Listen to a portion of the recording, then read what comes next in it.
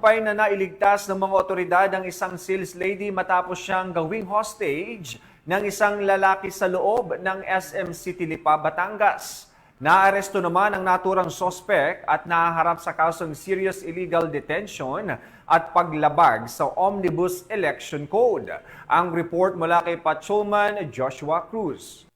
Matagumpay na nailigtas ng mga tauhan ng Lipa City Police Station ng isang sales lady at nahuli ang suspect matapos ang 3 oras na hostage taking sa SM City Lipa bandang alas 6:40 ng hapon noong Pebrero 18 taong kasalukuyan.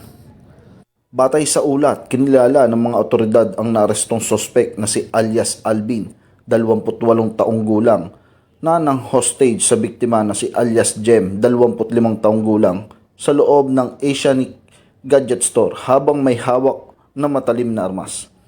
Mabilis na tumugon ang pulisya nang matanggap ang ulat. Nagtalaga ng mga sinanay na negosyador at mga taktikal na koponan upang pangasiwaan ang sitwasyon. Matapos ang halos 3 oras na negosasyon sa pangunguna ni Police Lieutenant Colonel Rick Supremo Villarreal, ang Chief of Police ng Lipa City, pumayag ang suspect na mapayapang sumuko. Gayunpaman, nang siya at ang biktima ay lumabas ng tindahan at papalapit sa escalator ng mall, mabilis na dinakip ni Police Lieutenant Colonel Villarreal at ng kanyang team ang suspect at nakuha dito ang kanyang armas. Nagtamo si Police Lieutenant Colonel Villarreal ng sugat sa kanyang kanang kamay habang dinilisarmahan ang suspect.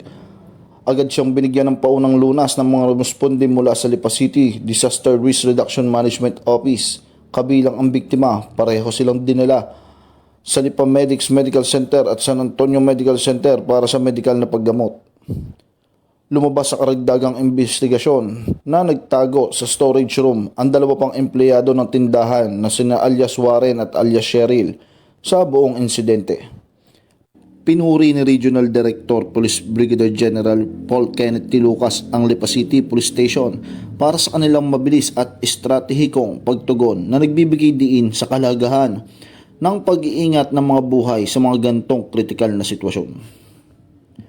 Hinikayat din ni Police Brigadier General Lucas ang publiko na manatiling mapagbantay at iulat ang anumang kahinahinalang aktibidad sa mga otoridad. Samantala, nahaharap ngayon sa kasong serious illegal detention at paglabag sa Omnibus Election Code ang naarestong suspect. Siya ay kasalukuyang nakakulong sa Lipa City Police Station Custodial Facility habang inihahanda ng pulisya ang mga kinakailangang dokumento para sa pagsasampa ng mga kaso. Mula dito sa Calabarzon, ako po ang inyong Police News Network Correspondent, Patrolman Joshua Cruz, alagad ng batas, taga-taguyod ng Balitang Pulis.